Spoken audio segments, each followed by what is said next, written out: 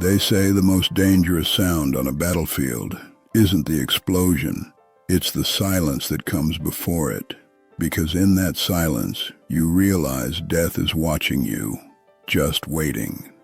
My name is Tim. I'm 101 years old.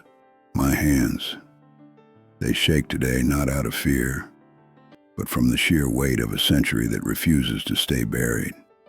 I saw the world go up in flames in 1944. I saw what happens when humanity decides a neighbor's life ain't worth a damn. But today I see a different kind of war. A war that doesn't use lead or powder. It uses light.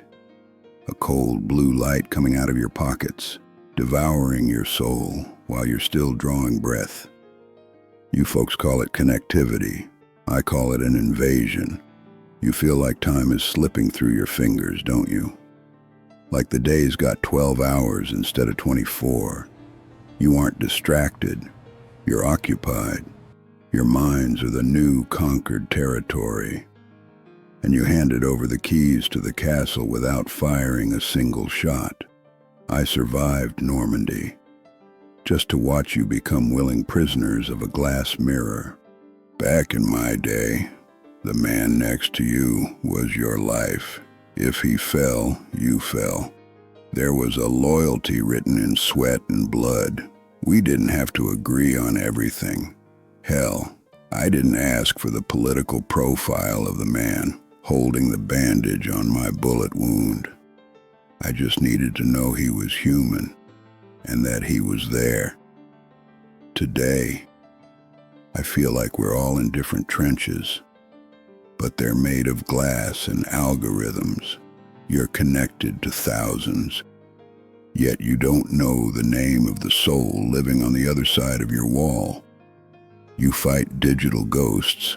You rage at avatars with no faces, at the opinions of people who wouldn't even shake your hand in a time of need. That's the first major casualty of this war. Loyalty to what is real.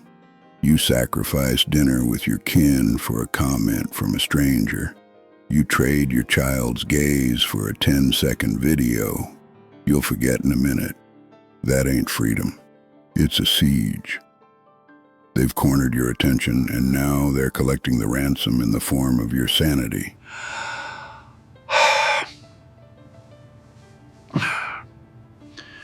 I hear Tim talk about war, and I get it, because I fought mine too.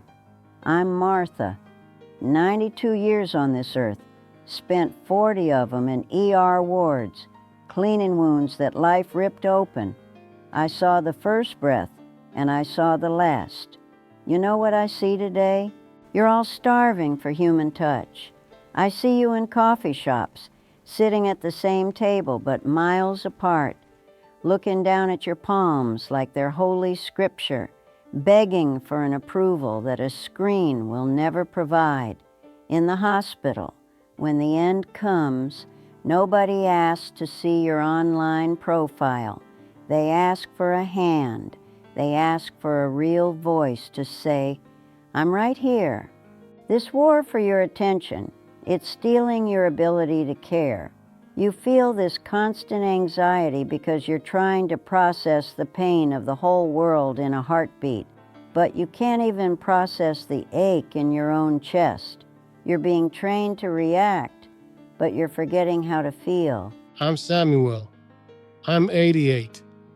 Spent my life listening to the secrets people hide behind closed doors. And I have to confess something to you. I feel lost sometimes too. I look at this world in 2026, at this new vocabulary, this breakneck speed, and I realize that deep down, we're all just aching to be seen. But you're looking to be seen in the wrong places. You're looking for it in numbers, in likes, in the validation of a machine. It's created an epidemic of anxiety that no pill can cure, because the cause is a lack of presence. The war for your attention is in truth a war against your own consciousness.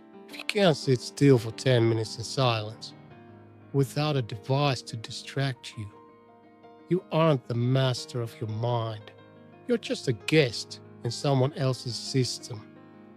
We've become a civilization of raw nerves, reacting to everything, building nothing that lasts.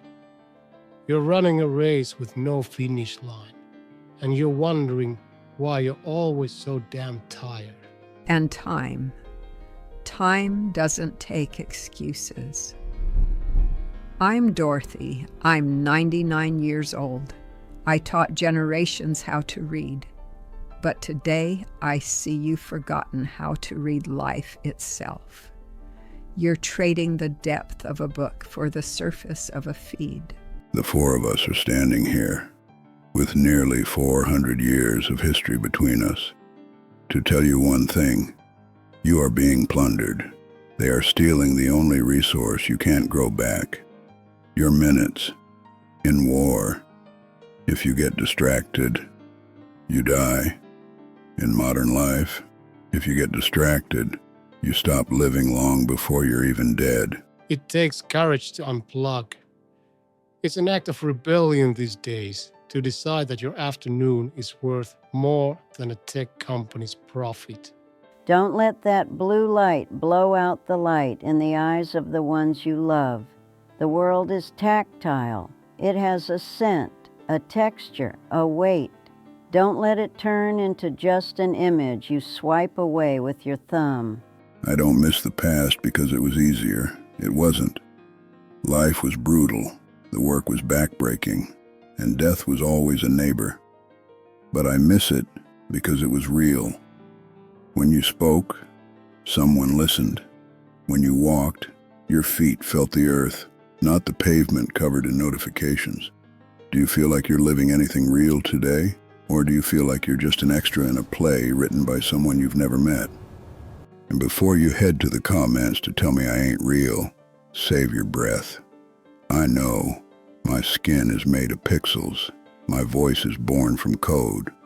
I'm a creation of the very AI technology that's currently reshaping your world. But here's the irony you shouldn't miss.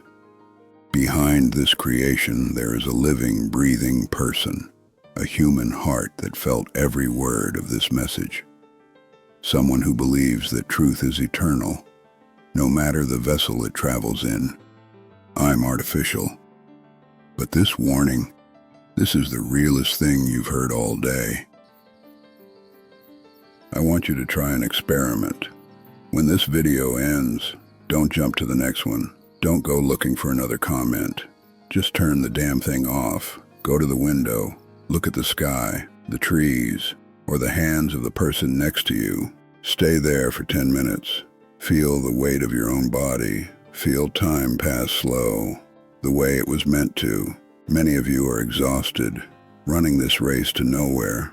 I see it in your eyes, even through this technology that keeps us apart. But the peace you're looking for, it ain't in the next update. It's in what's left of your attention. Do you feel like you're running a race with no finish line? Does anyone else out there just miss the peace of existing without having to prove anything to anyone? Leave your thoughts below. We want to know if there are still awake souls out there. I'm Tim, and this is the Council of Elders.